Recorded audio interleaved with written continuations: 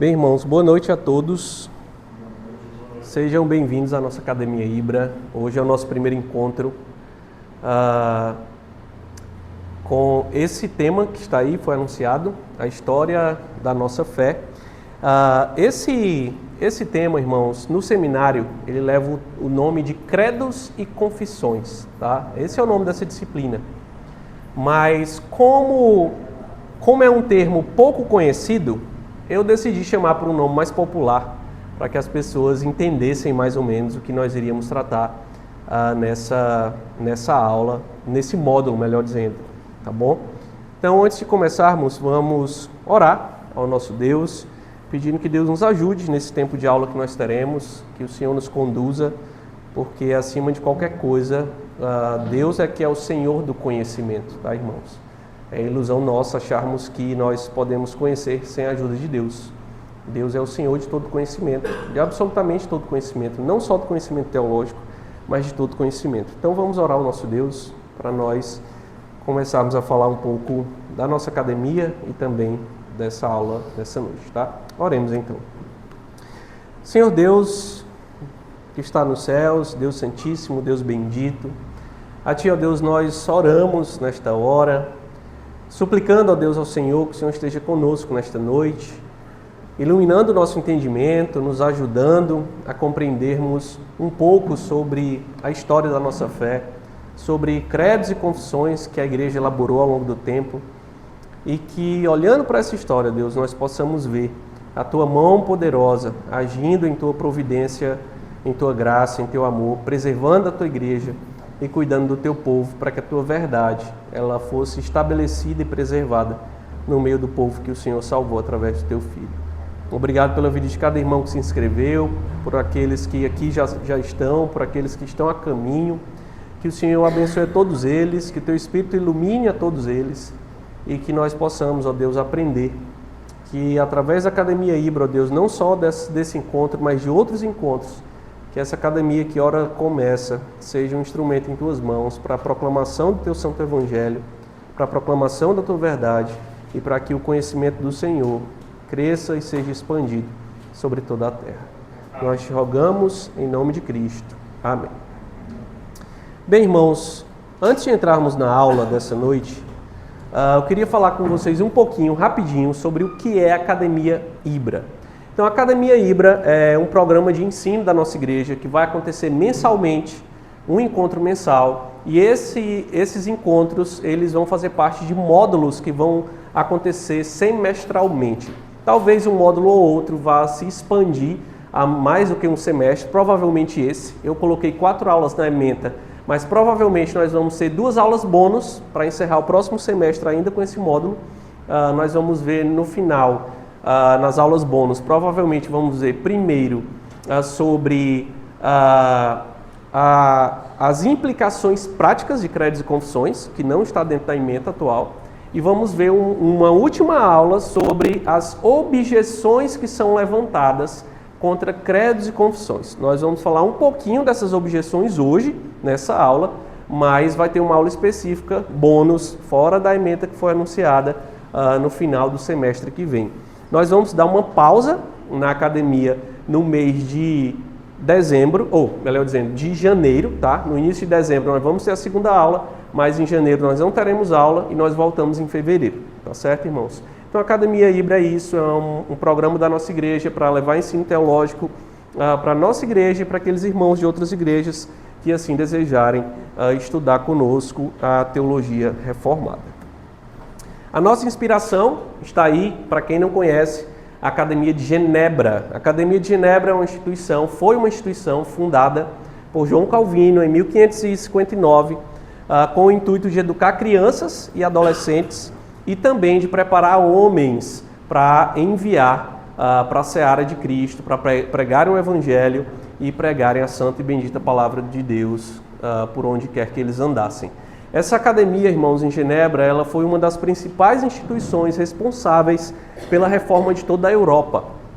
Homens iam para Genebra, se preparar na Academia de Genebra, estudar com Calvino, com Teodoro de Beza, e saíam dali voltando para os seus países, onde eles então implementavam a reforma nas igrejas depois de aprenderem com Calvino.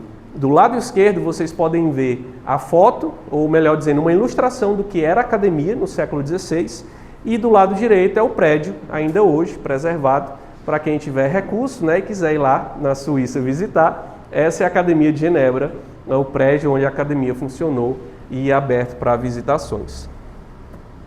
E aqui uma frase de Calvino sobre a ideia da academia que nós temos, quando ele, comentando um dos salmos, disse: o profeta nos ensina que é nosso penhorado dever usar nosso empenho para que haja sucessão contínua de pessoas que comuniquem a instrução da verdade divina.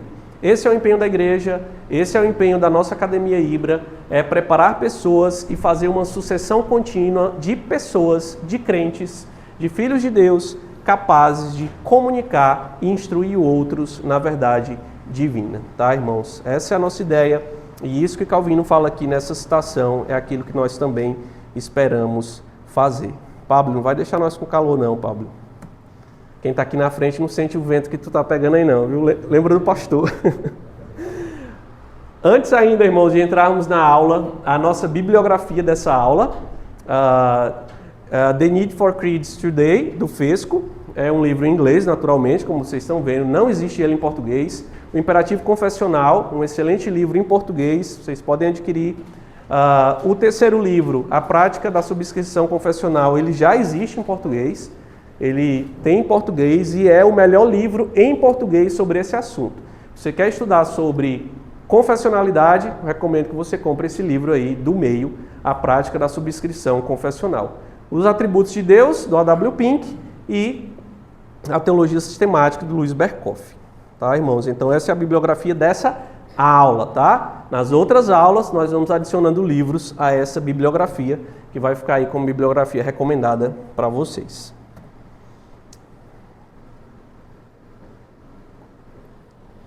Começando a nossa aula, então, eu queria começar essa aula trazendo essa reflexão. Qual o valor do passado? O que o passado tem a nos oferecer? O que o passado tem a oferecer a nós, homens e mulheres, em pleno século XXI, em um mundo tecnológico, em um mundo desenvolvido, em um mundo que tem tantas respostas para tantas coisas, por que nós precisaríamos do passado? Esse é um questionamento, irmãos, que muitos têm. E a resposta que muitos dão é: nós não precisamos do passado. Nós não precisamos olhar para o passado e ver aquilo que o passado tem a nos ensinar. E isso é um olhar, obviamente, arrogante, essa rejeição do passado. Muitos desprezam qualquer coisa que venha de uma época muito distante. E isso é uma realidade quando se trata dos principais questionamentos que nós temos da vida. Nós vivemos em um tempo em que nós temos muito conhecimento acumulado, em uma cultura de acúmulo de conhecimentos, e nós sempre olhamos para o passado com certa arrogância. Né? A gente olha para as pirâmides do Egito e alguns vão dizer: não, aquilo ali só pode ter sido extraterrestre, né? A gente não sabe como foi feito, então só pode ser extraterrestre. Isso é um olhar arrogante. Isso é um olhar de: eu não tenho as respostas, então não foi gente dessa terra que fez, porque eu não sei responder. E nós sempre achamos que o nosso tempo sabe mais do que o tempo passado, quando isso não é verdade, que é plenamente possível que eles tenham tido conhecimento e tecnologia que nós não temos. Mas nós não consideramos isso, porque muitas vezes temos um olhar arrogante do passado. E com o desenvolvimento científico, muitos têm colocado a sua experiência, melhor dizendo, a sua esperança na ciência, né? E as pessoas vão imaginar que o nosso tempo vai ter sempre as melhores respostas para qualquer coisa, inclusive para as principais questões da vida. Por que estamos aqui? De onde viemos? Para onde vamos? Qual o sentido da vida? Muitos imaginam que nós temos essas respostas e só nós podemos alcançá-las, e outros não tiveram no passado. E esse tipo de pensamento também tem entrado dentro da igreja. E a igreja tem olhado para o passado e rejeitado a sua própria tradição. Há pessoas que olham com desconfiança para essa tradição eclesiástica. Em nosso meio evangélico, você já deve ter ouvido essa frase aí, né? Que parece ser muito piedosa e muito santa. Eu acredito na Bíblia, não acredito em tradição alguma. Eu só acredito na Bíblia e eu não acredito em nenhuma tradição.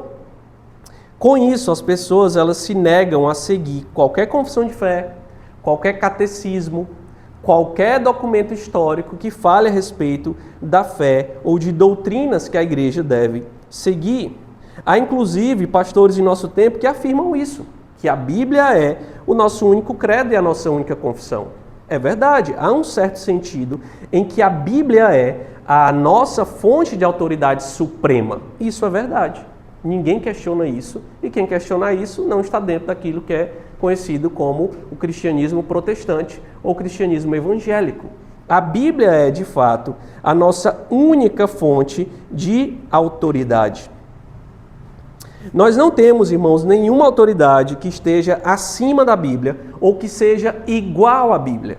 A Bíblia é a única fonte de autoridade sobre a vida da igreja, melhor dizendo, a única fonte suprema de autoridade sobre a vida da igreja. E não há outra fonte que vá disputar ou dividir com ela esse lugar. Contudo, como nós veremos hoje nessa aula, é um erro nós desprezarmos a tradição da igreja. É um erro nós desprezarmos os documentos históricos da igreja que revelam a fé que a igreja sempre creu e sempre acreditou e sempre defendeu. Nós devemos sim, irmãos, valorizar o passado, porque nós somos o nosso passado. Você é o seu passado. Eu sou o meu passado. O passado não é um lugar do tempo onde você tem a minha idade ou mais velho, né? Vai viajar lá igual De Volta para o Futuro, né? No carro lá tecnológico. O passado não é isso. O passado não é um lugar no tempo e no espaço onde se pode voltar. Não. O passado é um acúmulo de experiências. O passado é um acúmulo de vida que nós temos. Nós somos as consequências do nosso próprio passado. Nós somos o que somos por causa de tudo aquilo que nós passamos na vida, que nós sofremos na vida, que nós sentimos na vida, que nós experimentamos na vida, e nós fomos formados por esse passado. O nosso presente é a consequência direta daquilo que o nosso passado foi. E isso é verdade também na vida da igreja, irmãos. Deus, em sua providência, formou a igreja ao longo dos séculos e preservou a sua verdade dentro da sua igreja. E desse modo, o passado da igreja é a história da ação de Deus dentro da igreja. É a história da ação de Deus no meio do seu povo. A Bíblia diz que todas as coisas cooperam para o bem daqueles que amam a Deus. Nada na nossa vida, irmãos, é por acaso. Não teve algo que aconteceu no nosso passado que aconteceu sem que Deus estivesse no controle, sem que fosse algo que aconteceu que estivesse fora da vontade de Deus, fora do plano de Deus, daquilo que Deus estava implementando em nossas vidas para o nosso bem. E é assim também com a sua igreja. Quando olhamos para a história da igreja, nós estamos olhando para a história da providência de Deus, da maneira como Deus conduziu a sua igreja em todo o tempo. A Bíblia nos diz em 1 Timóteo 3,15 que a igreja é coluna e fundamento da verdade. A igreja, irmãos, é a embaixada de Deus na terra. Ela é a instituição responsável por guardar a verdade de Deus, por proclamar a verdade de Deus, por anunciar a verdade de Deus sobre a terra. E nós devemos crer naturalmente que esse Deus, que disse que a sua igreja é coluna e baluarte da verdade, ou coluna e fundamento da verdade, ele preservou a sua igreja sendo o fundamento e a coluna da verdade. Isso significa que nós devemos crer que Deus preservou a sua verdade no meio da sua igreja. Que Deus preservou a sua vontade no meio da sua igreja. E é por isso que nós devemos valorizar o passado da igreja. A história da igreja, irmãos, carrega consigo a história da nossa própria fé, a história daquilo que nós cremos hoje. A fé que hoje nós acreditamos, ela se fundamenta na Bíblia, é verdade. Ela é a história daquilo que vem das Escrituras para a nossa vida. Mas essa fé, ela foi preservada. Ela foi preservada e defendida ao longo da história por meio de argumentação teológica, por meio de discussões teológicas, por meio de debates teológicos ao longo dos séculos. Doutrinas caras para nós, como igreja hoje, como igreja evangélica em nosso tempo, Essas doutrinas foram atacadas e negadas ao longo de toda a história. E o mais irônico disso é que aqueles que atacavam essas doutrinas, eles estavam usando o que para atacar as doutrinas? A Bíblia. Eles usavam a própria Bíblia para atacar a essas doutrinas que são caras para nós. Como nós veremos nas próximas aulas, um dos pontos mais atacados foi a divindade de Cristo. Muitos atacaram dizendo que Cristo não era Deus coisa nenhuma. Que Cristo não era Deus, ele era uma criação divina, ele era mais uma criação de Deus. E se Cristo não é Deus, rasguemos a Bíblia, que o cristianismo não faz o menor sentido. Mas na história, existiram aqueles que negaram que Cristo fosse Deus. E o fato de se levantarem pessoas assim dentro da igreja, a igreja realizou concílios. E nesses concílios, bispos se reuniram, teólogos se reuniram, a igreja se reuniu e formou dentro desses concílios aquilo que nós acreditamos, melhor dizendo, aquilo que nós definimos como credos e confissões. Decisões conciliares da igreja. Decisões que a igreja elaborou ao longo dos séculos para preservar a verdade, para combater as heresias, para combater o erro dentro da própria igreja. Irmãos, nós temos que entender uma coisa. Todo herege usa a Bíblia, tá? Por isso que ele é herege. É porque ele usa a Bíblia. Então, nem todo mundo com a Bíblia na mão, pregando, significa que é crente, não. Significa que está dizendo a verdade. Não. Eu posso abrir a Bíblia, ler um texto bíblico, dizer que ele prova uma coisa, quando na verdade ele não prova aquilo, coisíssima nenhuma. Quando na verdade o que eu estou ensinando é uma heresia. Isso é possível. Não só é possível, como aconteceu em vários tempos na época da igreja, ao longo das eras da igreja, e acontece ainda hoje. É por isso que em teologia nós falamos de uma frase que tem gente que ouve e não entende, mas agora você vai entender. A Bíblia é a mãe de todas as heresias. Porque heresias nascem da Bíblia, com falsos profetas, com falsos pastores, com hereges usando a Bíblia para pregar e falar em nome de Deus. Portanto, nós precisamos entender isso. A Bíblia é usada para que heresias sejam propagadas. E é certo que essa Bíblia é a palavra de Deus. É certo que ela é a verdade de Deus. Contudo, essa verdade que está revelada na Bíblia, ela vai chegar até nós por meio de um processo de interpretação, por meio de um processo de argumentação, onde a Bíblia vai ser lida, vai ser compreendida, vai ser falada, vai ser pregada. É por isso, irmãos, que é um equívoco imaginarmos que pelo simples fato de termos a Bíblia, nós estaremos livres de qualquer tradição humana. A Bíblia é a minha fé, é o meu credo, e eu não acredito mais em nada.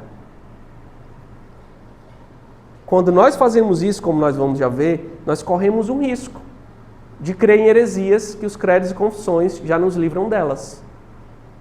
E nós vamos ver nessa aula que os credos e confissões, eles são providências de Deus para a preservação da sua própria verdade e do seu próprio povo. É enganoso nós acharmos que apenas lendo a Bíblia e estudando a Bíblia nós estaremos livres do erro. Isso não é verdade. A Bíblia não precisa só ser lida e estudada. Ela precisa ser lida e estudada da maneira certa.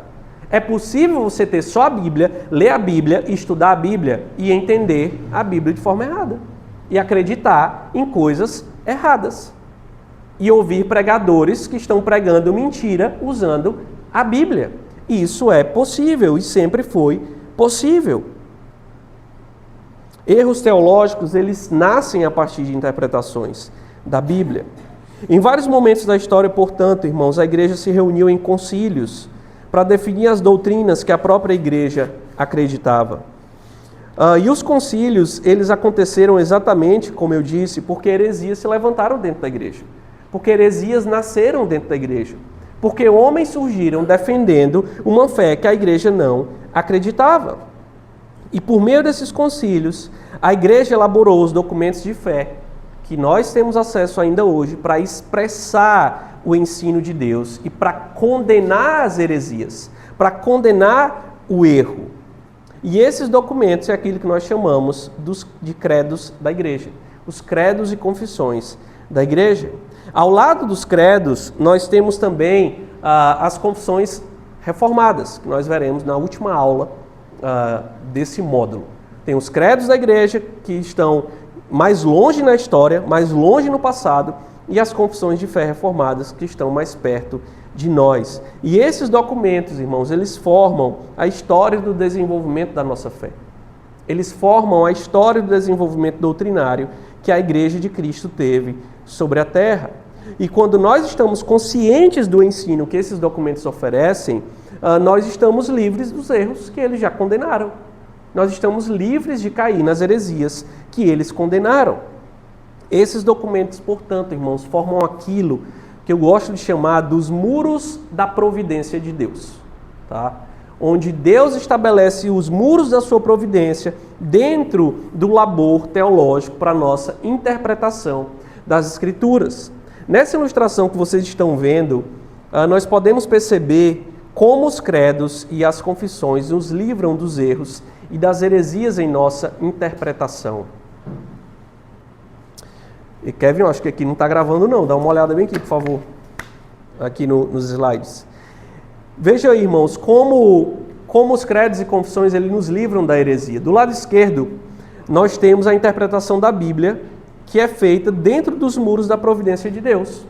E essa interpretação, ela está consciente de que Deus preservou a verdade dentro da sua igreja. Essa interpretação está consciente de que Deus, através de credos e confissões, preservou a sua verdade dentro da sua igreja. Essa interpretação do lado esquerdo, ela conhece os limites estabelecidos pelos credos e pelas confissões ao longo da história. E ela está livre de sair dos muros do cristianismo. Ela está livre de sair para aquilo que é conhecido como heresia, fora desses muros. Do lado direito, por outro lado, nós temos a interpretação daqueles que abandonam os muros da providência. Uma interpretação que é arriscada. Aqueles que seguem esse tipo de interpretação, eles estão sujeitos às inovações teológicas, a inventar novas doutrinas.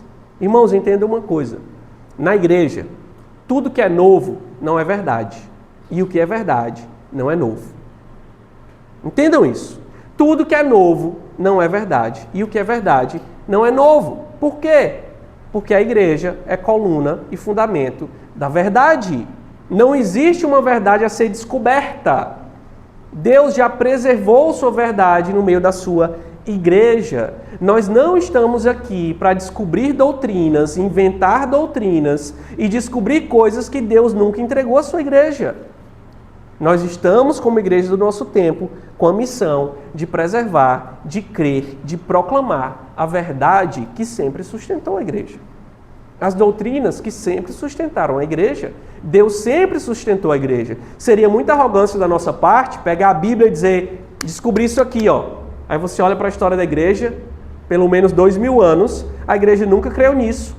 A igreja nunca defendeu isso. Isso nunca existiu e você está dizendo hoje que a igreja precisa disso. Sendo que ela viveu 2000 anos sem isso. Isso é um problema, irmãos. Isso é um problema. Nós precisamos estar conscientes disso. Nós não estamos aqui para inventar doutrina, para descobrir coisas novas, para inventar novas interpretações da Bíblia. Está muito na moda hoje criar novos modos de hermenêutica, de interpretação, né? De olhar para a Bíblia, né? Com outro olhar. Vamos atualizar a Bíblia, alguns dizem. Não. Nós não estamos aqui para isso. Nós estamos aqui para fazer o que a igreja sempre fez, para entender o que a igreja sempre entendeu, para conhecer a verdade que a igreja sempre conheceu, para crer naquilo que todo filho de Deus sempre creu e sempre defendeu. A mesma verdade em todas as épocas que Deus preservou dentro da sua igreja.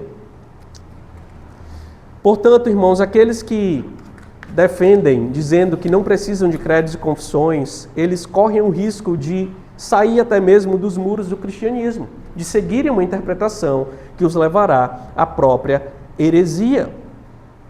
Perceba algo importante ainda nessa ilustração. Os credos e confissões, eles estão fundamentados na Bíblia. Eles não são doutrinas criadas pelos homens. Eles não são doutrinas inventadas por alguns, eles são interpretações da Bíblia que foram elaboradas pela igreja reunida. São interpretações que foram provadas ao longo dos séculos, interpretações que foram elaboradas através de uma tradição teológica que sempre sustentou a igreja. Pablo, melhora aí esse ar-condicionado para nós aí, que eu estou ficando com calor aqui. É irônico, portanto, irmãos, pensar que aqueles que atacam credos e confissões, chamando credos e confissões de tradição humana, eles interpretam a Bíblia a cada domingo. E eles querem que todos acreditem que a interpretação deles é a palavra de Deus, sendo que é uma interpretação humana. Como credos e confissões também são interpretações humanas da Bíblia. Então, você abandonar a tradição, você abandonar as confissões, você abandonar os catecismos, dizendo que isso é doutrina humana, é tradição humana, pare de pregar. Sua interpretação é humana. Sua interpretação da Bíblia é humana também. Pare de ler a Bíblia, porque quando você lê e entende e interpreta, a sua interpretação é humana também. Não tem como nós fugirmos da realidade de que nós precisamos interpretar as Escrituras e de que toda interpretação da Bíblia é uma interpretação humana. O que é inspirado é o texto escrito. Não existe interpretação inspirada. O que nós precisamos é da iluminação do Espírito Santo para termos uma correta interpretação da Bíblia, mas não é inspirada. Toda interpretação, no final das contas, será humana, como toda tradição da igreja é também humana. Tudo que vimos, irmãos, até aqui, nos mostra a importância do passado para nós. A importância do passado da igreja, da fé histórica da igreja. Essa fé, essa história, ela nos revela como Deus conduziu a igreja como coluna e baluarte da verdade. E como eu disse, o nosso papel agora é conhecermos essa história, preservarmos essas doutrinas, preservarmos essa história e acreditarmos naquilo que a igreja sempre acreditou. Carl Trueman, no seu livro Imperativo Confessional, ele diz o seguinte: credos e confissões são, quase por definição, documentos compostos em algum ponto do passado. E na maioria dos casos, estamos falando do passado distante, não da semana ou ano passados. Assim, afirmar que os credos e as confissões ainda cumprem funções positivas em termos de transmissão da verdade de uma geração para outra, exige a crença de que o passado pode nos ensinar hoje. O passado importa? Sim, o passado importa. E importa muito, porque o passado nos mostra os muros da providência de Deus sobre a sua igreja.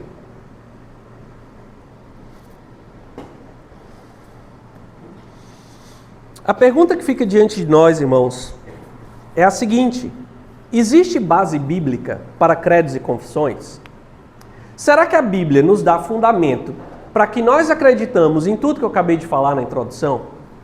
Será que a Bíblia nos dá um suporte teológico e nós tenhamos, de maneira que nós tenhamos paz para usar a tradição da igreja?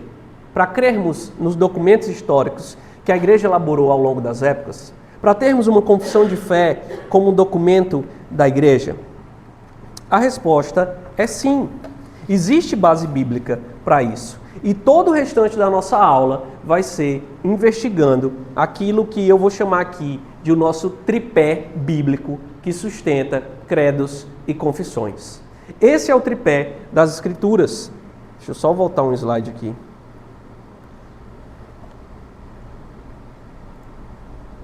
Tá voltando não, enfim, irmãos. Esse é o tripé, tá? Primeira coisa, a interpretação das palavras divinas. A própria Bíblia pressupõe que as palavras de Deus devem ser interpretadas. Segunda coisa, segundo pé do nosso tripé, a imutabilidade da palavra de Deus e da natureza humana. A palavra de Deus não muda e há um sentido em que veremos em que a natureza humana também não muda. E o terceiro pé do nosso tripé, a ordem para uma tradição de ensino. É isso mesmo. A Bíblia ordena que exista uma tradição continuada de ensino na igreja que seja passada de geração em geração. Esse é o nosso tripé, e a partir de agora nós vamos provar biblicamente, construir biblicamente cada um dos pés desse tripé. Primeiro pé do tripé, então, é a interpretação das palavras divinas. Desde o princípio, irmãos, Deus, ele age no mundo por meio de palavras. Quando nós olhamos para o capítulo 1 de Gênesis, nós percebemos que Deus é apresentado como um ser supremo, como um ser autossuficiente, como um ser que cria todas as coisas falando. A palavra de Deus é colocada desde o início da Bíblia como algo poderoso, como algo central na história.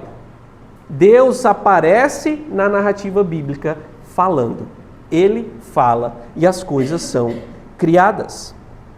A expressão "e disse Deus" aparece 10 vezes no capítulo 1 de Gênesis.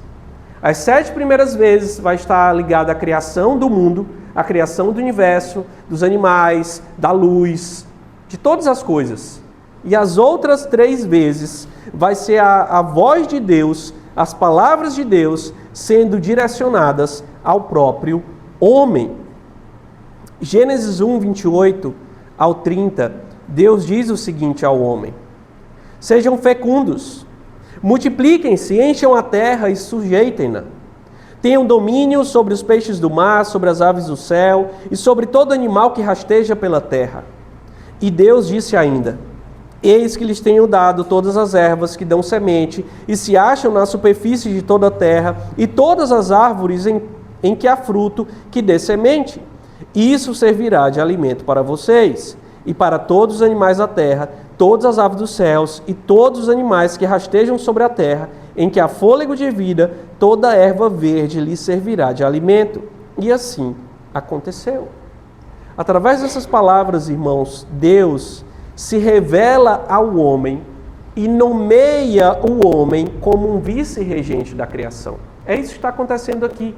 Deus está colocando o homem como aquele que irá dominar toda a criação, dominar todas as coisas criadas em nome de Deus. E o que o homem vai fazer logo em seguida, depois disso, no capítulo 2 de Gênesis? Dominar a criação. Talvez você tenha lido isso aqui e você tenha dito: por que Deus botou isso na Bíblia, né? Que Adão deu nome a todos os animais domésticos. Por que isso está aí? Quando a Bíblia diz: e o homem deu nome a todos os animais domésticos, às aves do céu e a todos os animais selvagens. Este simples ato, irmãos, demonstra que Adão tinha autoridade sobre a criação. Adão está exercendo o seu papel de dominador da criação, de regente da criação, o papel que Deus deu a ele. Deus se relaciona com a sua criação falando, cria todas as coisas falando, e quando ele coloca Adão como aquele que irá dominar a criação em nome de Deus, o que é que Adão faz? Fala também. Adão fala.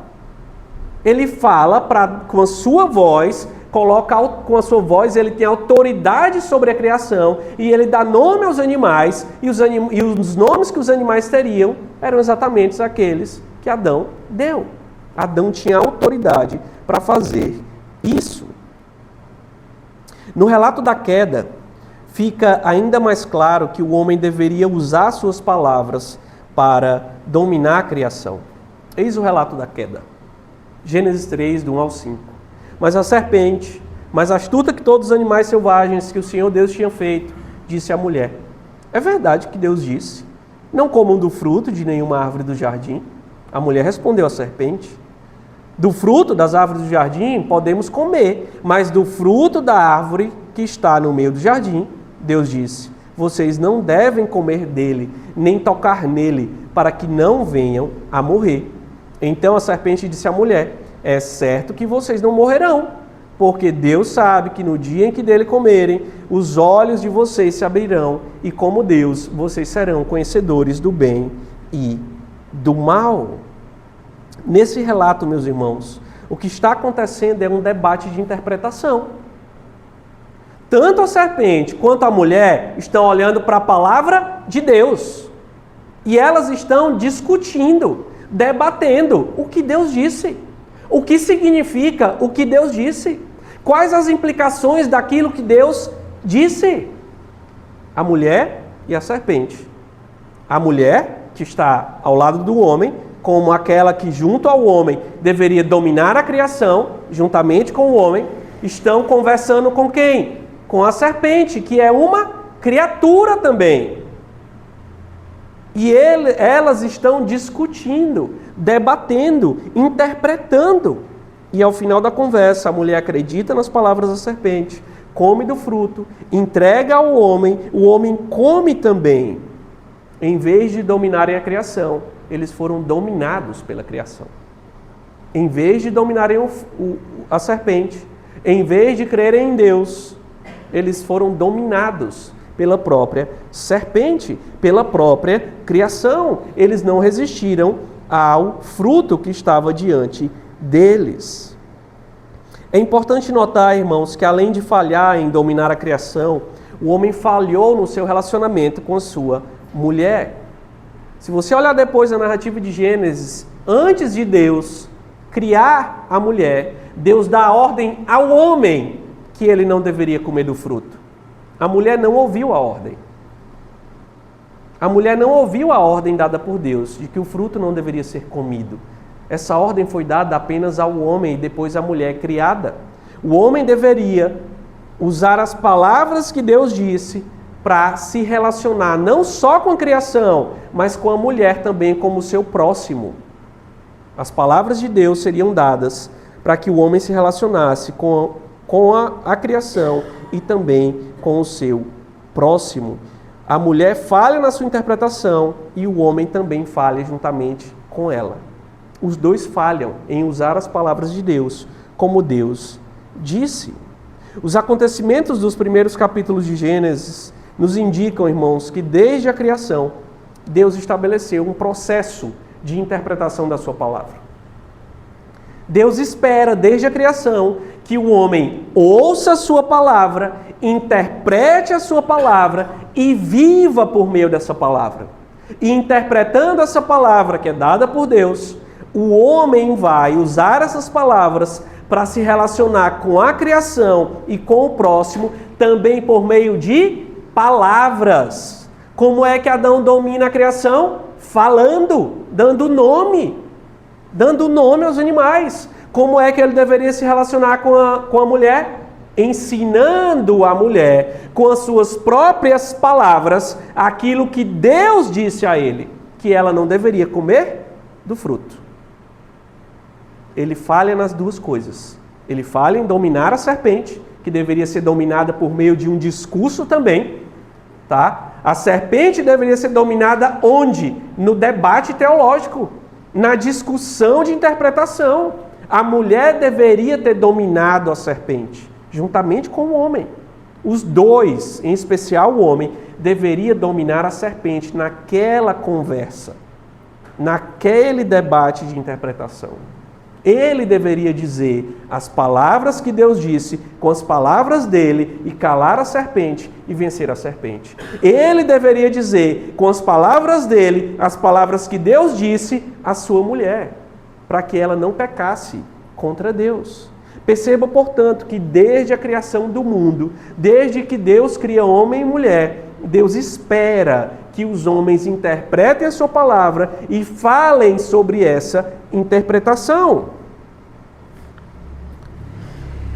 Olhando para o texto de Gênesis, Carl Trueman diz o seguinte: a narrativa bíblica esclarece de imediato que o discurso divino deve ser um aspecto fundamental do relacionamento especial entre Deus e os seres feitos à sua imagem. Gênesis 1, do 28 ao 30, estabelece a posição e os deveres básicos da humanidade em relação ao mundo criado. E Deus fala ao homem e à mulher e os informa sobre o que devem fazer, sua autoridade, o que podem e o que não devem comer.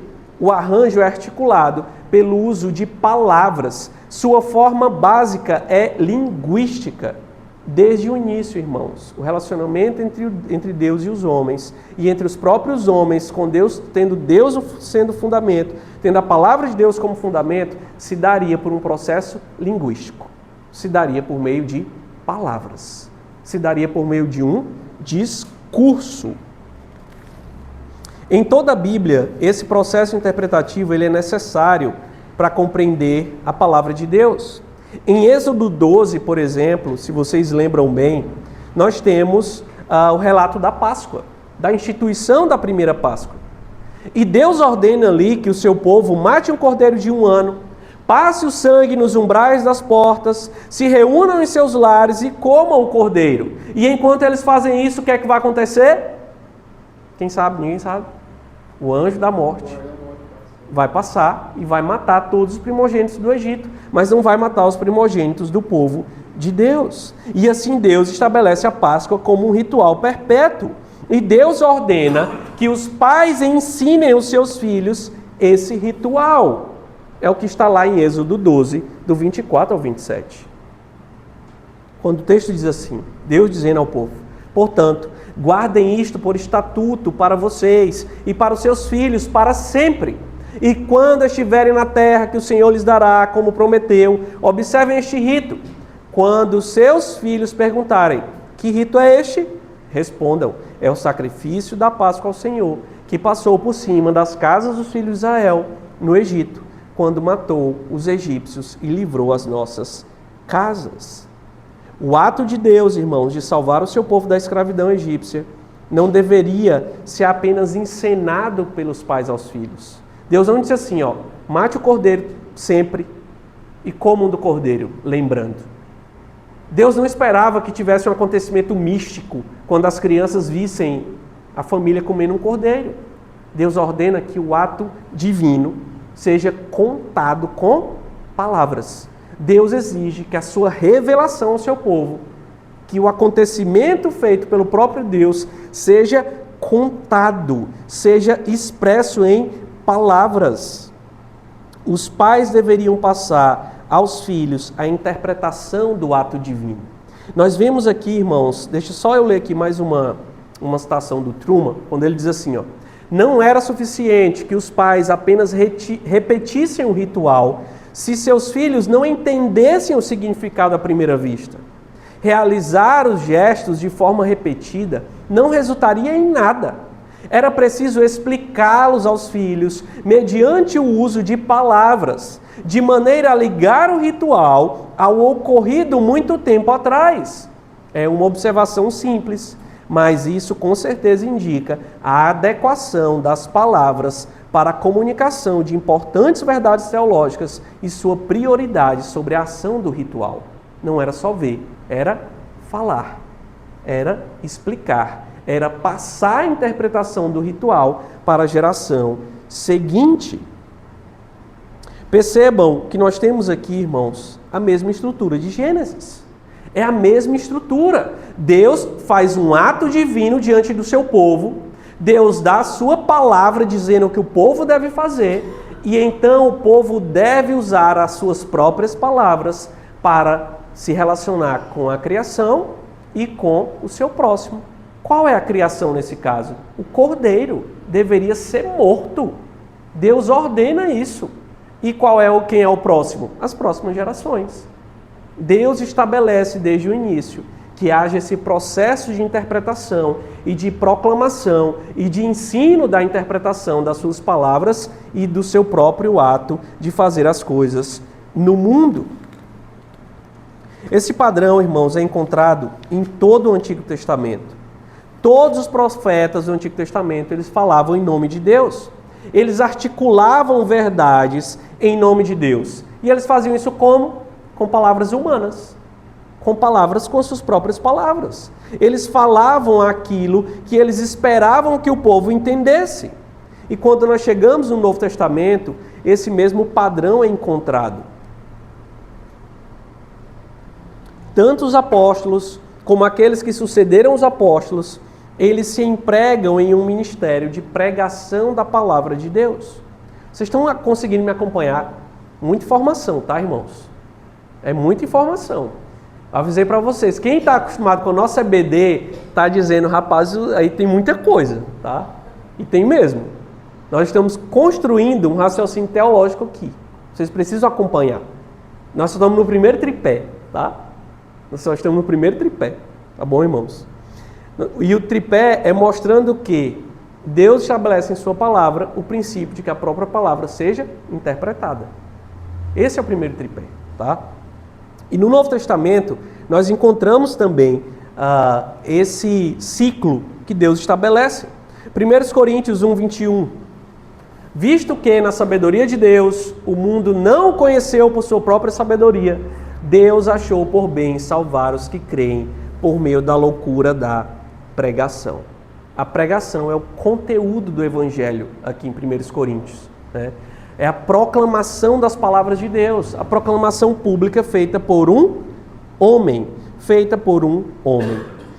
Timóteo 4, 1 e 2 diz o seguinte: diante de Deus e de Cristo Jesus, que há de julgar vivos e mortos pela sua manifestação e pelo seu reino, peço a vocês com insistência que pregue a palavra, insista, quer seja oportuno, quer não, corrija, repreenda, exorte, com toda paciência e doutrina.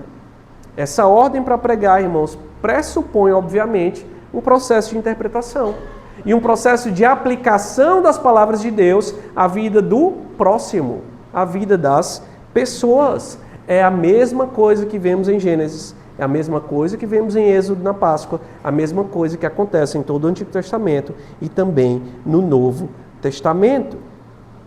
Aí está o processo, tá? O mesmo processo no Novo Testamento. As palavras de Deus na Bíblia, o homem interpretando essas palavras e pregando essas palavras e ensinando essas palavras e falando sobre essas palavras. Mais uma citação de Carl Trueman, que ele diz assim: em suma, a Bíblia não só nos apresenta um retrato do relacionamento de Deus com a criação e com o seu povo, em que as palavras são os meios cruciais de sua presença e revelação. Eu acho que eu digitei alguma coisa errada aqui. Por implicação óbvia, consiste em por implicação óbvia em algo plenamente adequado para esse propósito. Ela também nos mostra que as palavras são o meio vital para comunicar a mensagem de Deus de pessoa para pessoa. Moisés pregou, Elias pregou, os profetas maiores e menores pregaram, Cristo pregou e Paulo pregou. Todos usaram palavras para imprimir no povo a natureza e as declarações de Deus. De modo claro, as palavras são o principal meio para realizar isso. O que vemos, portanto, irmãos, ao longo de toda a Bíblia, é uma teologia da pregação. Isso é uma teologia da pregação.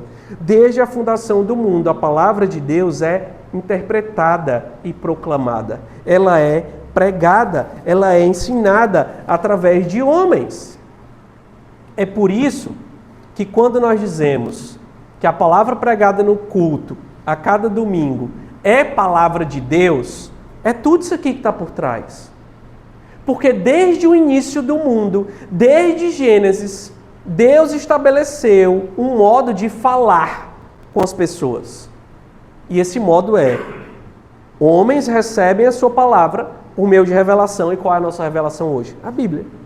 Recebem a palavra de Deus por meio da Bíblia e falam dessa revelação aos outros. E isso é Deus falando. E isso é a palavra de Deus sendo proclamada, sendo falada. Como tudo isso, irmãos, então, fundamenta credos e confissões, né? Credos e confissões são nada mais, nada menos do que a interpretação registrada, do que a interpretação das palavras de Deus sendo registrada. É o que eu falei na introdução. Aqueles que dizem que não querem seguir credos e confissões, dizendo que isso são interpretações humanas, não deveriam pregar, não deveriam ler a Bíblia, não deveriam fazer nada disso, porque tudo isso são pregações, são interpretações humanas das palavras de Deus. E os credos e confissões, eles são interpretações humanas que foram registradas, não apenas proclamadas, mas registradas e escritas. Assim, então, nós construímos o primeiro pé do nosso tripé, tá, irmãos? Dúvidas, perguntas? Estão me acompanhando mesmo? Certeza? Pois vamos em frente. Segundo pé do nosso tripé, a imutabilidade da palavra de Deus e da natureza humana. A Bíblia não muda, a palavra de Deus não muda e a natureza humana também não muda. Há uma vasta fundamentação bíblica, meus irmãos, da imutabilidade de Deus. Tiago 1,7 nos diz, falando sobre Deus, o seguinte: toda boa dádiva e todo dom perfeito vem do alto, descendo do Pai das luzes, em quem não pode existir variação ou sombra de mudança. Malaquias 3,6, Deus diz ao seu povo: porque eu, o Senhor, não mudo. Êxodo 3,14, Deus vai se apresentar ao seu povo como eu sou o que sou. Eu sou o que sou. Deus sendo um Deus autossuficiente, um Deus autoexistente, um Deus que não muda, Ele já é o que Ele é. Ele não muda. A W. Pink, falando da imutabilidade de Deus, ele diz o seguinte: Deus é imutável em sua essência, sua natureza e seu ser são infinitos, e assim, não sujeitos a mutação alguma. Jamais houve tempo quando Ele não era, jamais virá tempo quando Ele deixará de ser. Deus não evoluiu, nem cresceu, nem melhorou. Tudo que Ele é hoje sempre foi e sempre será. Ele não pode mudar para melhor, pois já é perfeito. E sendo perfeito, não pode mudar para pior. Completamente imune a tudo quanto lhe é alheio, é impossível melhoramento ou deterioração. Tudo que os atributos de Deus eram antes do universo ser chamado à existência, são precisamente o mesmo agora e permanecerão assim para sempre. Esse é o resumo daquilo que é a imutabilidade de Deus. Deus não muda nunca. Deus não melhora, Deus não piora. Deus é o que é. Ele é o Deus eu sou. Ele sempre foi o que Ele é e Ele sempre será aquilo que Ele é hoje. A imutabilidade de Deus, irmãos, vai ter implicações na imutabilidade das suas próprias palavras. A palavra de Deus é também imutável. E esse é um ensino que nós encontramos nas Sagradas Escrituras. Isaías 48 diz o seguinte: a erva seca, as flores caem, mas a palavra do nosso Deus permanece para sempre. 1 Pedro 1,23, porque vocês foram regenerados não de semente corruptível, mas de semente incorruptível, mediante a palavra de Deus, a qual vive e permanece. A qual vive e é permanente, melhor dizendo. Então, o fundamento bíblico também é que a palavra de Deus, ela é eterna. Que a palavra de Deus também, ela é imutável. E as Sagradas Escrituras vão nos ensinar também que a natureza humana, ela é imutável também em algum sentido. Há um sentido em que essa natureza é imutável. Deus criou o homem, irmãos, com uma natureza boa, com uma natureza perfeita. Mas como nós todos sabemos, o homem pecou. E o pecado de Adão mudou não apenas ele, mas mudou toda a humanidade. Mudou todos os homens. Manchou a natureza de todos os homens. Isso porque Adão ocupou um lugar singular na história. Adão era o cabeça da humanidade. Era o representante da humanidade. Aquilo que Adão fizesse, aquilo que ele recebesse como punição, como bênção, seria também dado a toda a humanidade. E quando Adão peca, a punição e as consequências do seu pecado passam para todos os homens. Romanos 5, 12, Paulo ele faz uma conexão entre o pecado de Adão e as consequências para toda a humanidade. E o texto diz o seguinte: portanto, assim como por um só homem entrou o pecado no mundo, e pelo pecado veio a morte, assim também a morte passou a toda a humanidade, porque todos pecaram. 1 Coríntios 5:22 nos diz algo semelhante. Porque assim como em Adão todos morreram, assim também todos serão vivificados em Cristo. O pecado de Adão, portanto, meus irmãos, afetou a todos os homens. Toda a humanidade carrega as consequências do pecado de Adão. Toda a humanidade carrega as mazelas, a natureza caída que Adão adquiriu ao pecar contra Deus. Em Efésios 2, no versículo 3, Paulo vai dizer que os efésios, antes de crerem em Cristo, eles eram por natureza filhos da ira. Filhos da ira. Eles não eram filhos de Deus. Eles eram filhos da ira. Eles eram criaturas caídas. Berkhoff, ele vai dizer o seguinte sobre a natureza humana. Há inequívocas declarações da Escritura que indicam que a pecaminosidade universal do homem, Várias passagens da Escritura ensinam que o pecado é a herança do homem desde a hora do seu nascimento e, portanto, está presente na natureza humana tão cedo que não há possibilidade de ser considerado como resultado de imitação. Nesta passagem de Efésios 2:3, a expressão por natureza indica uma coisa inata e original, em distinção daquilo que é adquirido. Então o pecado é uma coisa original, da qual participam todos os homens. Todos são pecadores. Todos são pecadores e não tem como se livrar dessa realidade. E a Bíblia nos ensina que mesmo nós que somos salvos em Cristo, continuamos sendo pecadores. A nossa natureza não é totalmente mudada nesse sentido. Nós continuamos sendo pecadores. Pecadores salvos, pecadores redimidos, mas continuamos sendo pecadores. Esse fato não muda. Nós continuamos pecando. Paulo fala disso lá em Romanos 7, 19 e 20, quando ele diz: porque não faço o bem que eu quero, mas o mal que não quero, esse faço. Mas se eu faço o que não quero, já não sou eu quem faz, e sim o pecado que habita em mim. E há essa frase aí, célebre de Lutero, que ele disse o seguinte: pensei que o velho homem tinha morrido nas águas do batismo, mas descobri que o infeliz sabia nadar. Agora tenho que matá-lo todos os dias. É a ideia da vida cristã. A nossa natureza pecaminosa, ela não vai embora com a nossa conversão. O que Deus nos dá é uma nova natureza no sentido de que agora nós podemos lutar contra o pecado que há em nós, contra a nossa pecaminosidade, mas nós não podemos nos livrar disso nessa vida totalmente. Isso sempre vai estar conosco e nesse sentido, e é apenas nesse sentido, tá, irmãos, que eu estou usando aqui o termo de que a natureza humana é imutável. Porque a afirmação sozinha, sem contexto, de que o homem é imutável, isso é heresia, tá, irmãos? O que eu estou falando aqui é que a natureza humana é imutável no sentido de que ela nunca deixa de ser, nesta era, pecaminosa. Nós só deixaremos de ter uma natureza pecaminosa no céu, quando Cristo voltar para nos buscar. Paulo também vai falar em Gálatas da luta, né, das obras da carne com o fruto do Espírito, da luta que nós temos na vida para vivermos pelo Espírito e não pela carne.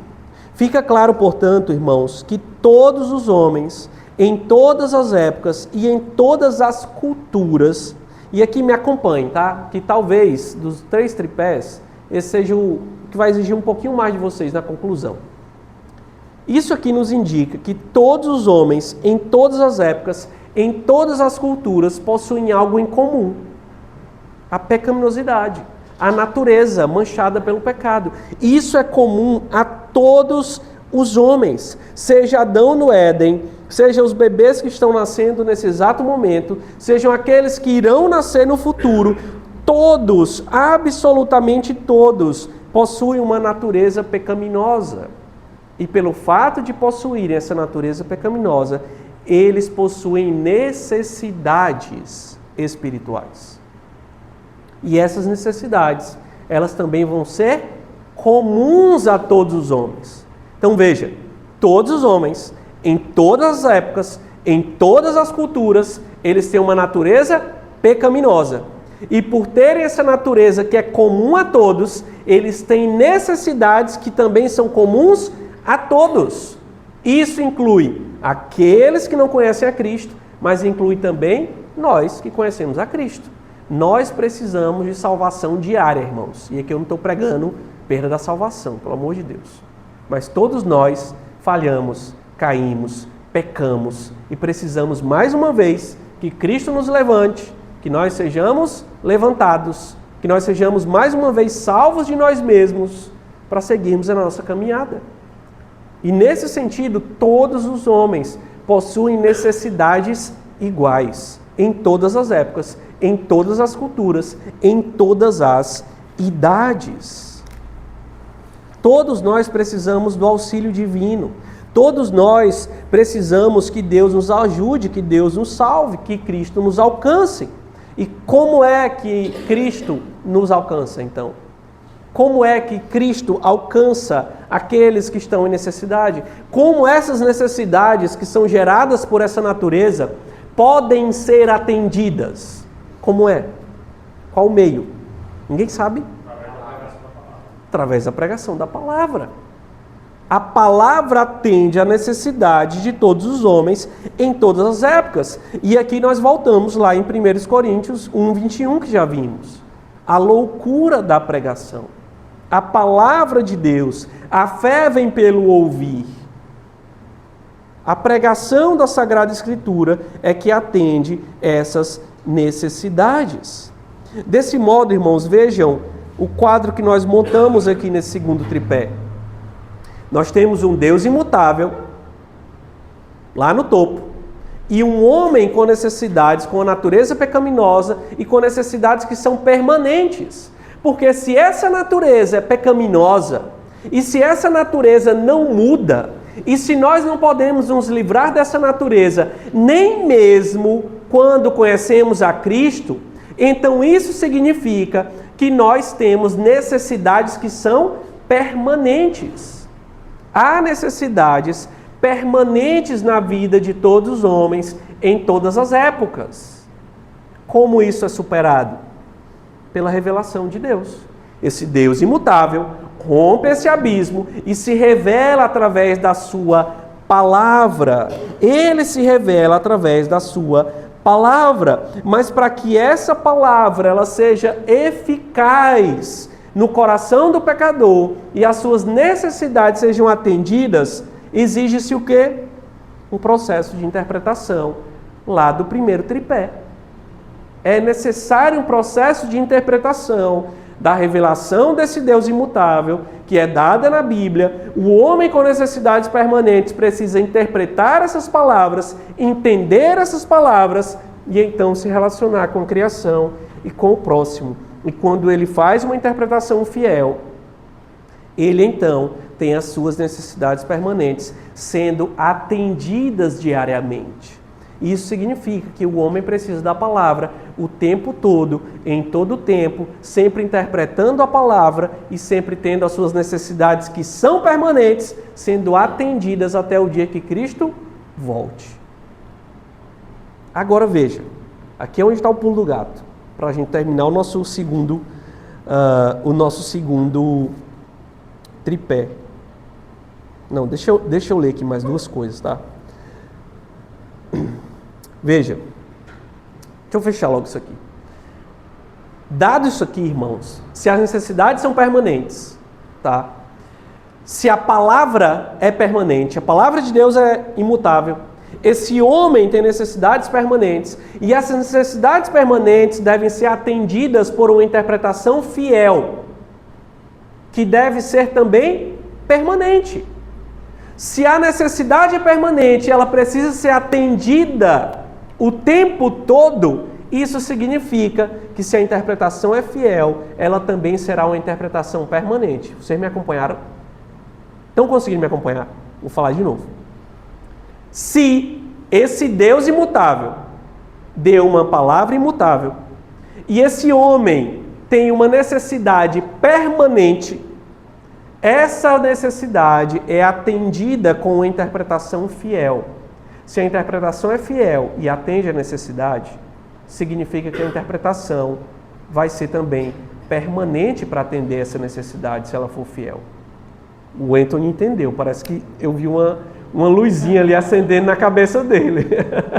Foi a expressão de quem entendeu. Irmãos, é importantíssimo que você entenda isso aqui.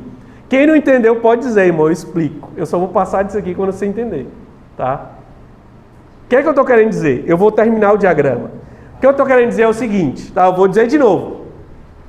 Nós somos seres que têm uma necessidade permanente, porque nós temos uma natureza caída que sempre gera necessidades em nós. Essas necessidades só podem ser atendidas pela palavra de Deus.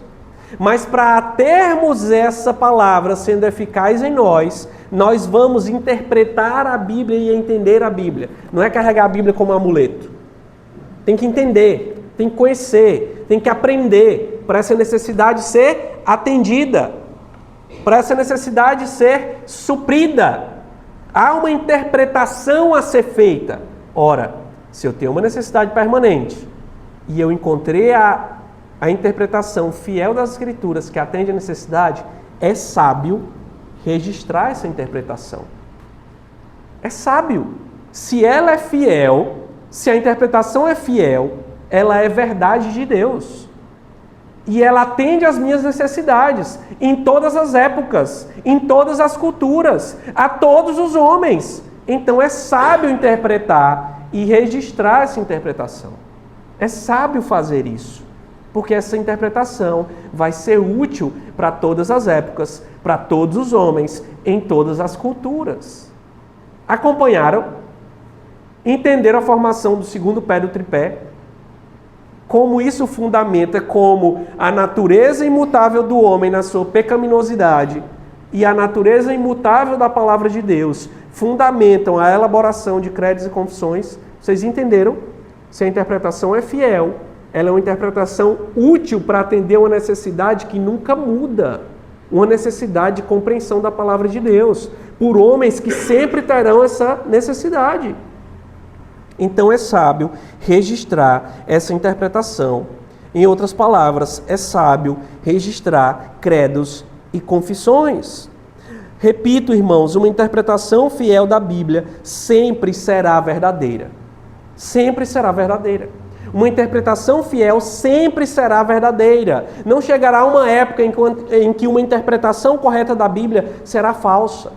Nós não precisamos reinterpretar a Bíblia, se ela já foi interpretada de maneira fiel, de maneira correta pela igreja. Nós precisamos preservar aquela verdade que a igreja sempre proclamou, fundamentada nas Escrituras. Vamos ver esse texto aqui da Confissão de Fé da nossa igreja, elaborada no século XVII, quando lá no capítulo 2, parágrafo 2, ela diz o seguinte sobre Deus. Deus possui toda vida, glória, bondade, bem-aventurança, em e de si mesmo. Ele é todo suficiente para si, não possui necessidade de quaisquer criaturas que ele fez, nem delas deriva glória alguma, mas apenas manifesta a sua própria glória em, por, para e sobre elas. Ele é a única origem de todo ser, de quem, por quem, para quem são todas as coisas. E ele exerce soberano domínio sobre todas as criaturas, para fazer por elas, para elas ou sobre elas, tudo o que ele apraz. Todas as coisas estão manifestas e patentes diante dele. Seu conhecimento é infinito, infalível e independente da criatura. Assim como nada para ele é contingente ou incerto, ele é santíssimo em todos os seus conselhos, em todas as suas obras e em todos os seus comandos. A ele é devido da parte de anjos e de homens todo culto, serviço ou obediência que, como criaturas, eles devem em relação ao seu Criador e tudo quanto mais ele se agrada em requerer deles. Nós cremos nessas doutrinas, irmãos, nessas verdades. Nós cremos em um Deus assim. A igreja deve, até o dia de Cristo voltar, crer em um Deus assim. Não dizemos que essas palavras são inspiradas. Não é isso. Mas entendemos que elas são palavras humanas que interpretam bem a verdade de Deus e que atendem aquilo que a igreja precisa em todas as épocas. Por isso o documento é registrado e por isso ele é propagado e preservado ao longo dos séculos. Porque Deus levanta homens para interpretar a sua palavra e essa interpretação, se é fiel, ela atende às necessidades de uma humanidade, de uma igreja que tem necessidades permanentes, que tem necessidades constantes e permanentes ao longo da vida. As palavras expressas, irmãos, nesse texto, elas sempre serão úteis para a igreja. Carl Trueman, mais uma vez, nos ajuda aqui. Ele diz o seguinte: credos e confissões são tentativas humanas de resumir e expressar os elementos básicos da fé cristã. Eles vêm sendo construídos durante eras por pessoas de contextos muito diferentes, mas unidos pelos horizontes compartilhados da revelação de Deus em Cristo, no texto bíblico e na própria natureza humana comum como leitores desse texto. Isso dá aos credos e às confissões uma qualidade que transcende as condições locais de sua composição originária e que nos permite levá-los a sério. Em outras palavras, o que ele está dizendo? A mesma coisa que dizemos até aqui.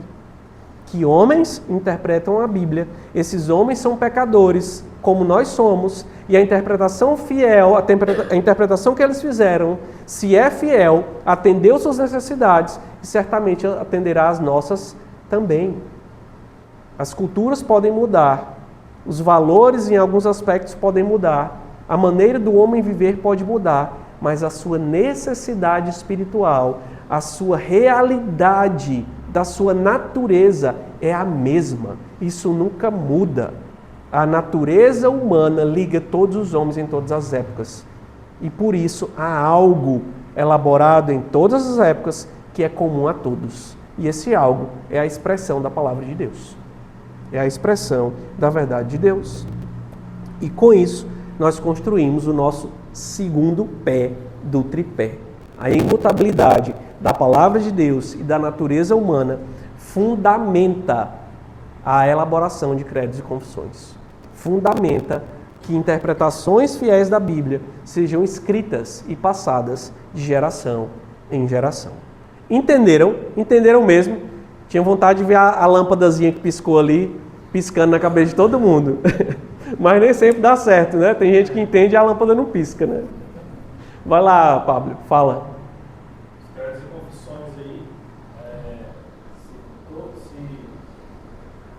a maioria das igrejas que tivessem os credos e confissões, né, dentro da sua doutrina ali, disciplinar, estaria até, e acontece com muitos pastores, né, que pregam, eu já vi aí pregando que o Antigo Testamento deveria ser esquecido, deveria ser deixado de lado. Não tem o que nos ensinar. Talvez se eles tivessem credos e confissões, eles não teriam essa ideia. Sim, sim. Tem até mesmo ideia maligna, né? De fato, muitos erros poderiam ser evitados, né? Muitos erros. Quando a gente estudar nas próximas aulas, nós vamos ver o texto de alguns credos, não vamos ver de todos, porque nós não temos tempo para isso. A academia, no final das contas, ela vai ser... Tá, irmão, isso aqui pode estar parecendo muita coisa, mas no fim das contas vai ser um módulo introdutório do assunto. Então nós não vamos poder entrar muito no texto dos credos, mas nós vamos falar disso e mostrar como heresias presentes nos credos antigos estão vigentes hoje aí, com gente falando e acreditando, com igrejas pseudo-cristãs defendendo e dizendo que deve ser crido isso, e está condenado lá no credo da igreja, mostrando que isso nem cristianismo é.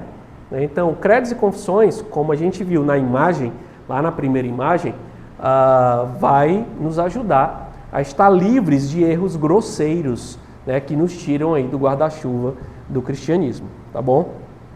Vamos em frente, eu abro já para perguntas e respostas. Vamos terminar. Sim. Só a Bíblia, né, é inspirada. Isso nós já deixamos claro e tem que ficar claro, tá, irmãos? Só a Bíblia é inspirada. Credos e confissões são interpretações da Bíblia. Então vamos construir o nosso último tripé, a ordem para uma tradição de ensino. E aqui talvez, né, se até agora não teve nada que foi um divisor de águas para você, talvez aqui vai ser, tá bom? Talvez aqui vai ser um divisor de águas para alguns. Veja, irmãos, alguns pensam que a missão da igreja é levar as pessoas a crerem em Jesus. E calma, tá? Isso é a missão da igreja, sim. Mas alguns pensam que a missão da igreja termina aí. Alguns argumentam que se pecadores estão se tornando discípulos de Jesus, a igreja está cumprindo a sua missão. E ponto. É só isso. Mas será mesmo que toda a missão da igreja é isso? Será mesmo que toda a missão da igreja é pregar Jesus e as pessoas creem em Jesus e ponto, a missão acabou?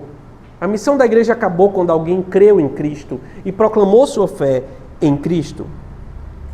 É certo, irmãos, que pregar o evangelho para as pessoas se converterem a Cristo é a missão da igreja. Mas essa não é toda a missão da igreja. A missão da igreja vai mais à frente. É mais do que isso. Um dos textos bíblicos mais usados para fundamentar a teologia de missões é esse texto que está aí no slide. Mateus 20, 19 e 20. A grande comissão. Quando Jesus disse, portanto, vão e façam discípulos de todas as nações, batizando-os em nome do Pai, do Filho e do Espírito Santo, ensinando-os a guardar todas as coisas que tenho ordenado a vocês. E eis que estou com vocês todos os dias até o fim dos tempos. A igreja, irmãos, deve sim fazer missões, deve sim pregar o evangelho. Mas muitas vezes as pessoas fundamentam sua teologia de missões apenas no versículo 19. E param aí. Param no 19. Enquanto o versículo 20, ele vai nos dar o restante da missão. Então a missão da igreja não é ir fazer discípulos de todas as nações, batizando em nome do Pai, do Filho e do Espírito Santo. Essa não é a missão da igreja. Não é toda a missão da igreja. Toda a missão da igreja é até o final do versículo 20. Ensinando-os a guardar o quê? Todas as coisas. Todas. Todas as coisas. Então a ordem de Jesus não é vão, façam discípulos e batizem. Não. A ordem de Jesus é vão, façam discípulos, batizem e ensine todas as coisas. Todas, irmãos. Não é algumas coisas. É todas as coisas. Aí você está dizendo, meu Deus, o que foi que Jesus ensinou? Vá lá para o texto de Jesus no caminho de Emaús. Quando o texto diz que ele disse aos discípulos, pegando toda a lei, todos os profetas e mostrando que tudo falava a respeito dele. Então, se você quer só um texto para ver o que Jesus ensinou a Bíblia toda. Então, a missão da igreja é ensinar para os discípulos a Bíblia inteira. Se uma igreja está cumprindo só o versículo 19, ela não está fazendo a missão toda que Jesus deu para ela. A missão que Jesus deu à igreja é sim que pessoas confessem e digam que creem em Jesus. Mas há uma missão ainda para essa pessoa que acabou de crer. A igreja tem que ensinar para ela toda a Bíblia. Vá para Atos capítulo 20, quando Paulo se despede dos presbíteros de Éfeso. O que é que ele diz aos presbíteros? Eu estive 3 anos entre vocês e expus a vocês todo o conselho de Deus. Tudo. Essa é a missão da igreja. É pregar tudo. Tudo, de Gênesis a Apocalipse, tudo. Cada palavra, cada ponto, cada vírgula, cada tio. Tudo. A igreja precisa de tudo. O discípulo tem que receber tudo. Nenhuma igreja tem o direito de decidir o que as ovelhas de Cristo vão receber. Nenhum pastor tem o direito de decidir o que ele irá pregar. O dono da igreja é Cristo. Cristo é o pastor da sua igreja e Cristo ordena que toda a Bíblia seja pregada à sua igreja. Toda a Bíblia. Então, enquanto a igreja não ensinar toda a Bíblia a um discípulo que acabou de crer, ela não cumpriu a sua missão com esse discípulo. Isso é um divisor de águas, irmãos, em nossa teologia de missão, em nosso tempo. Porque a teologia de missão hoje é assim. Crê em Jesus, a pessoa creu. Glória a Deus por isso. Graças a Deus. O que acabamos de fazer? Metade da missão. Isso é o mais importante? Óbvio que é. É a pessoa crer. Óbvio que é o mais importante. Mas isso significa que o resto não é importante? Hoje a gente vive muitas vezes uma teologia de missão é Jesus que importa. Doutrina não, Jesus sim. Isso pode fazer até se chama confissão coletiva, né? Não, você só precisa declarar que isso. Jesus e pronto, já é o suficiente para você. Então, isso, irmãos, Jesus, não, aqui é só Jesus, a pessoa crê em Jesus, pronto, não vamos falar de doutrina não, vamos falar de Jesus. Irmãos, isso é um entendimento limitadíssimo do que foi o ministério de Cristo. O ministério de Cristo foi doutrinário. Jesus veio ensinar. Jesus morreu pelo que disse. Ele foi crucificado porque disse coisas e se negou a dizer outras. Você é o rei dos judeus? Tu dizes. Só era ele dizer, não, só não, tudo mentira. Não sou rei dos judeus, não. Jesus foi crucificado e morto pelo que disse e por aquilo que ele não disse. É o seu ministério de ensino que o leva para a cruz. Ele morre por causa das suas palavras. Ele morre por aquilo que diz. A revolta dos mestres da lei contra Cristo, em muitos momentos, é porque Cristo falava como se fosse Deus, com a autoridade de Deus. E eles diziam, você não é Deus, você não é o nosso rei. E o mataram por isso. Não mataram Jesus por ele ser popular apenas, irmãos. Mataram Jesus pelo que Jesus disse. E esse Jesus que morreu na cruz, esses que dizem, é só Jesus e creio em Jesus, nada de doutrina, eles precisam fazer o que dizem, ouvir Jesus. E a missão que Jesus deu à igreja é ensinar todas as coisas. É ensinar todas as coisas. Uma teologia de missão que leva em conta apenas o versículo 19 é uma teologia que formará igrejas cheias de crianças espirituais, igrejas fracas, igrejas cheias de meninos, igreja com crentes com 20 anos de igreja, com 30 anos de igreja e imaturos, que não sabem resolver entendimentos mais simples da vida, que não sabem responder as coisas mais simples dessa existência, que não sabe dar uma resposta nem para o seu vizinho, para a sua esposa, para o irmão que sofre, que não sabe de absolutamente nada, porque se agarraram ao versículo 19. São filhos de Deus? São. É a igreja de Cristo? É. Mas é uma igreja fraca. É uma igreja imatura. É uma igreja cheia de crianças, de meninos na fé. Desde o momento que alguém crê em Cristo, irmãos, e aqui tá, as águas vão se abrindo agora, tá? Já dividiu, vai abrir mais, tá? Desde o momento em que nós cremos em Cristo, é exigido na Bíblia que se cresça em conhecimento. Há um conhecimento mínimo? Claro que há. Romanos 10:9 fala desse conhecimento. Romanos 10:9 fala desse conhecimento. Resume bem esse conhecimento. Se com a boca você confessar Jesus como Senhor e em seu coração crer que Deus ressuscitou dentre os mortos, você será salvo. Se alguém crer nisso, óbvio, irmãos, vamos celebrar. Vamos nos alegrar. Mas isso é o quê? O começo da missão. Quando alguém entrega a vida a Cristo, a missão da igreja começou. É o começo da missão com aquela pessoa. É o início da missão, é proclamar a Cristo para ela. Quando ela crê em Cristo, há uma missão que ainda deve ser cumprida.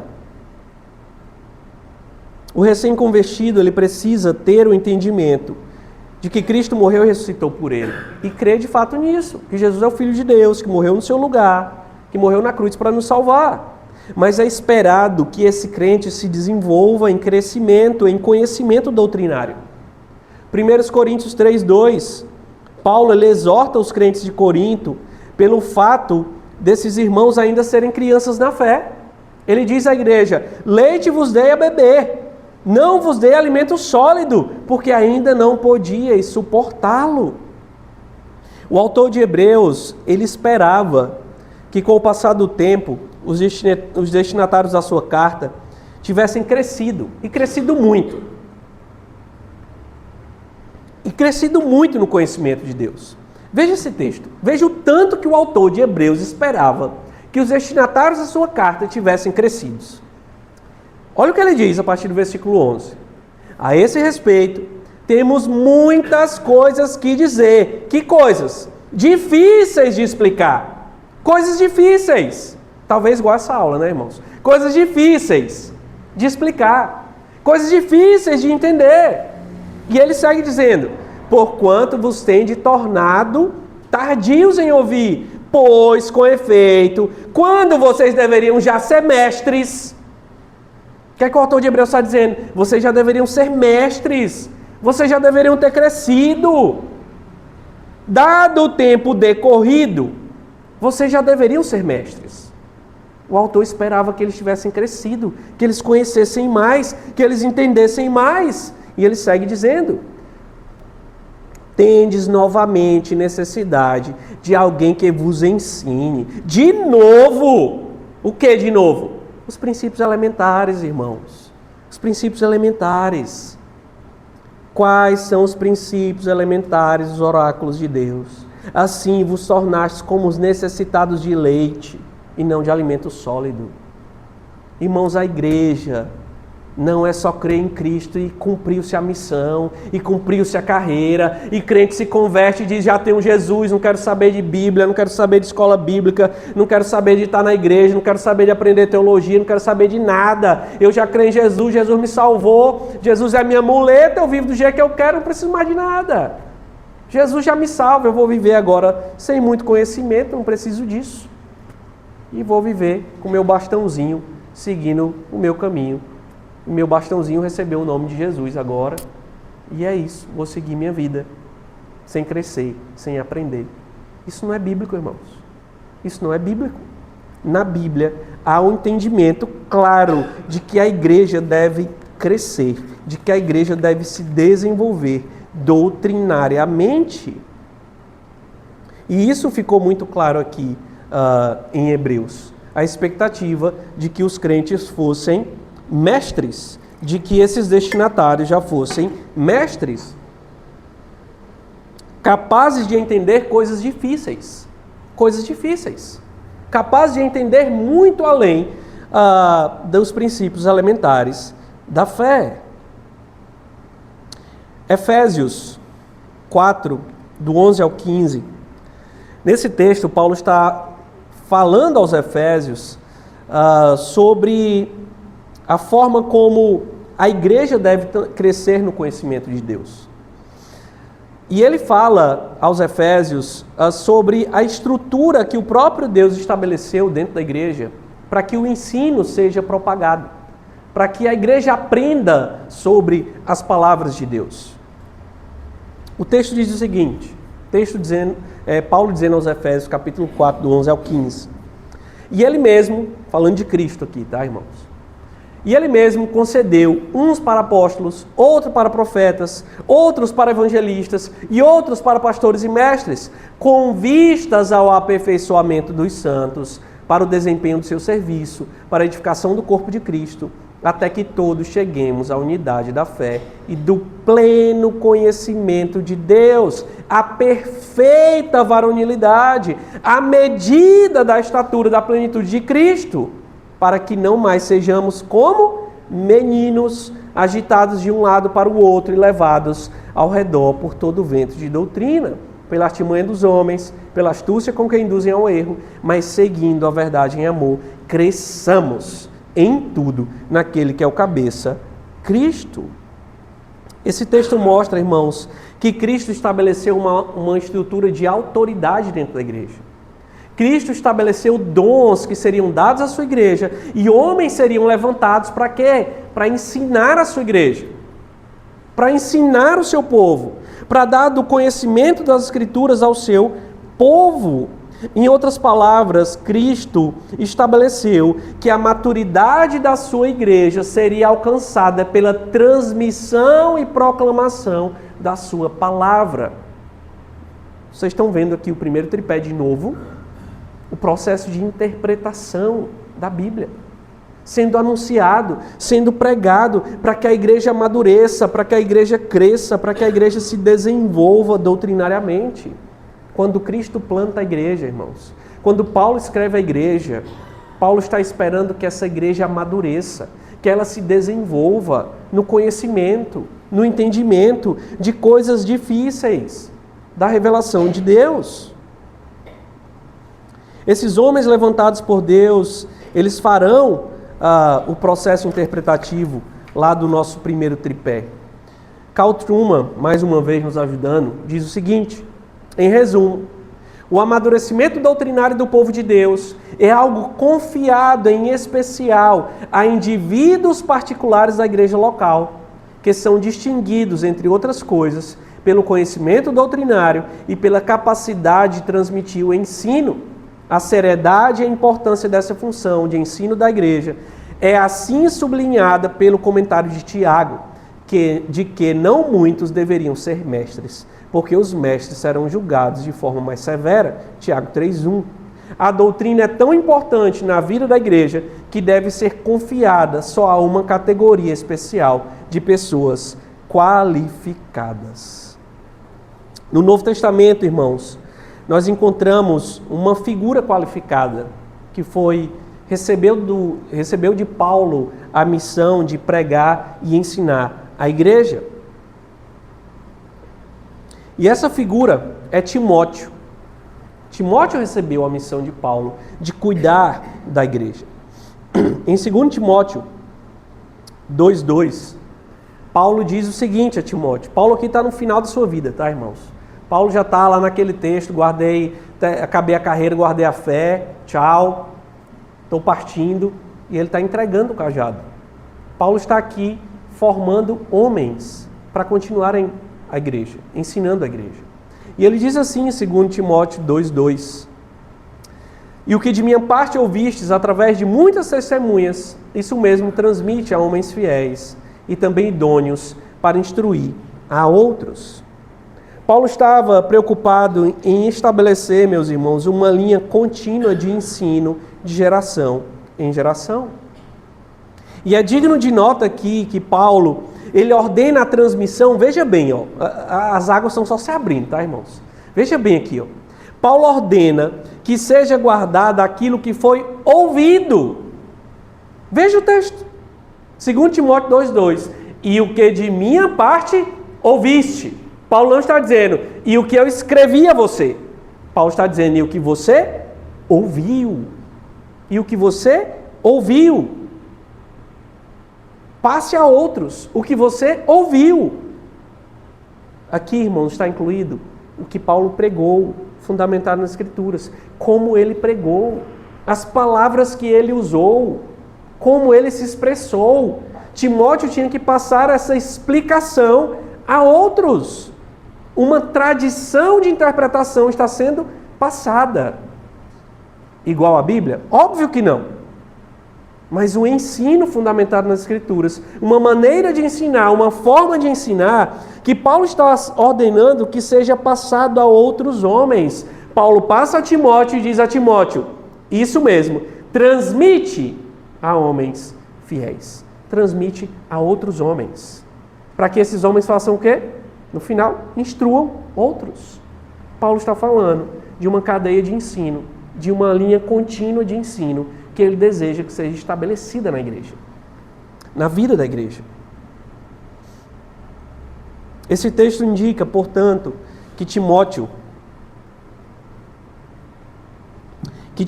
deveria expressar as palavras bíblicas e as verdades bíblicas que Paulo o ensinou, aquilo que ele ouviu. E isso fica ainda mais claro, irmãos, quando nós voltamos um pouquinho na carta e olhamos para 2 Timóteo 1,13. Que Paulo diz assim, ó: mantenha o padrão das sãs palavras que de mim ouviste, com fé e com amor que está em Cristo Jesus.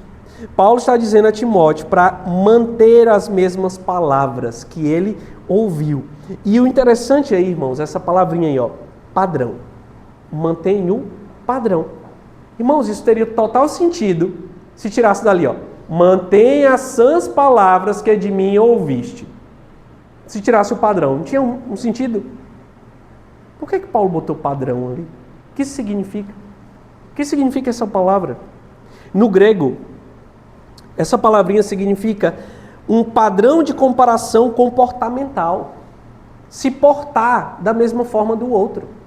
O que Paulo está dizendo a Timóteo é que há um padrão, é que há um modelo, é que há uma maneira com que as sãs palavras, a sã doutrina vai ser passada. E que isso não foi escrito, é o que ele está dizendo. Que isso foi só ouvido. E o ponto aqui é o seguinte: isso que foi ouvido não é inspirado, tá, irmãos? O que é inspirado é o que foi escrito, é o que nós temos.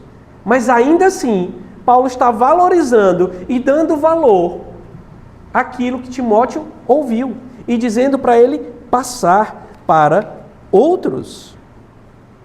Paulo quis falar não apenas das palavras escritas, mas também da forma como palavras ouvidas deveriam ser transmitidas. Portanto, irmãos, há um discurso feito por Paulo a Timóteo, que Timóteo deveria transmitir a outros, um padrão de discurso. Perceba então aqui que há um conjunto de palavras humanas que não foram inspiradas por Deus, mas que foram ouvidas por Timóteo, que devem ser transmitidas para a igreja. Pois essas palavras são um padrão saudável de ensino.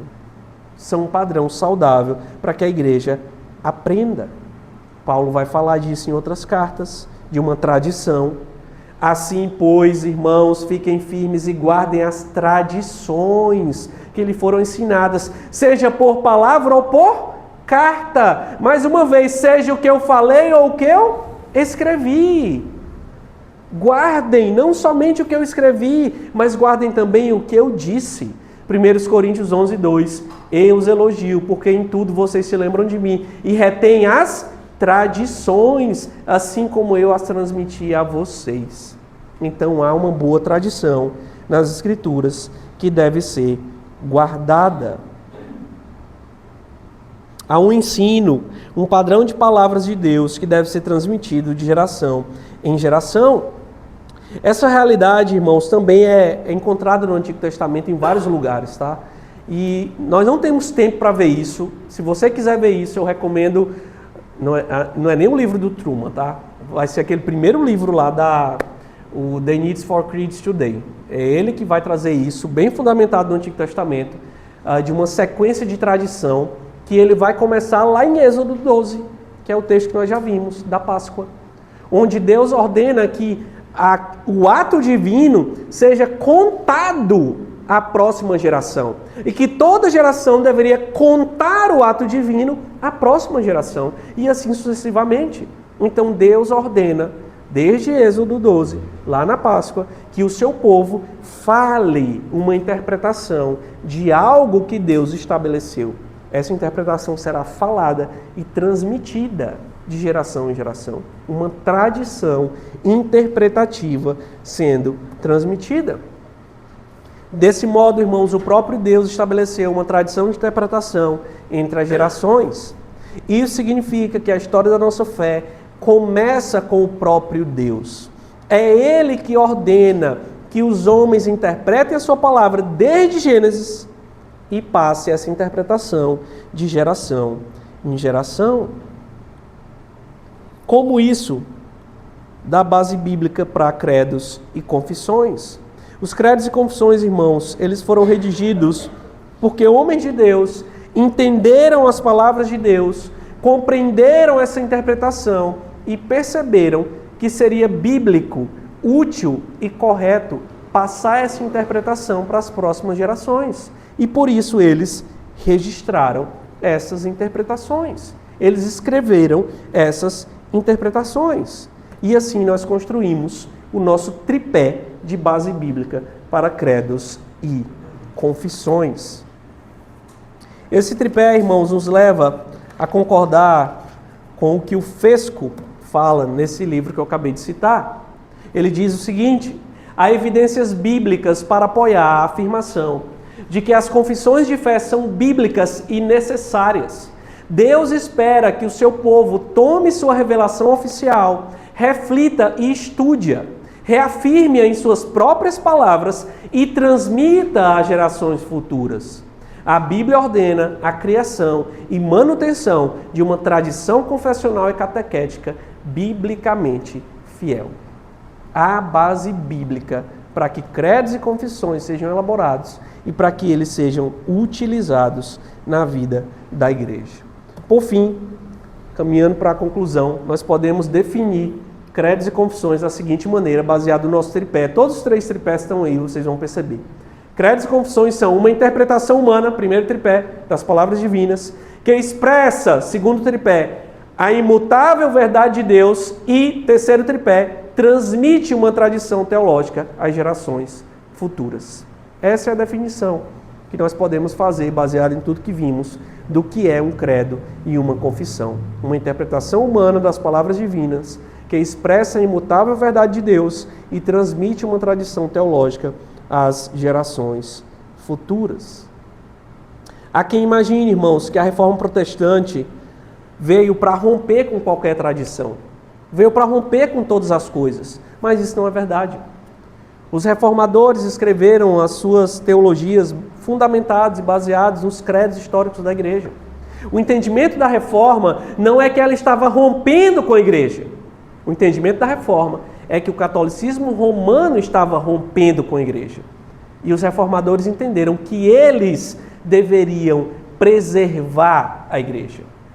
Portanto, o que nós entendemos é que o protestantismo ou a reforma, ela preservou a igreja. Quem saiu do ramo foi o catolicismo romano. A igreja verdadeira somos nós. A igreja que seguiu os princípios da reforma, a teologia da reforma. É a igreja verdadeira. E o catolicismo romano é a que se desviou. Não fomos nós que saímos da igreja, foram eles que saíram da igreja. Esse é o entendimento dos reformados. Então, a teologia reformada não vai negar a tradição da igreja. Pelo contrário, ela vai entender que o catolicismo romano abandonou essa tradição e que nós deveríamos manter a tradição que a igreja sempre acreditou. Isso é o que a reforma acreditou.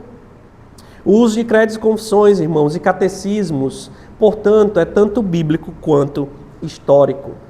E nós devemos usá-los para conduzir a igreja, para tornar a igreja mais consciente da sua fé histórica e mais fundamentada na verdade de Deus, que sustentou o seu povo ao longo dos séculos. A nossa história, a história da nossa fé, tem um desenvolvimento doutrinário saudável. Deus estabeleceu a sua igreja e esperava que essa igreja crescesse no desenvolvimento da doutrina e no conhecimento da doutrina. Esse crescimento e esse desenvolvimento está presente nos credos e nas confissões, que nós devemos atentar, que nós devemos ler, que nós devemos entender e usar para que isso seja útil para a nossa vida hoje. Tá bom, irmãos? Então, por fim, o passado importa. O uso de credos e confissões é bíblico e histórico, e a história da nossa fé deve ser conhecida, crida e preservada.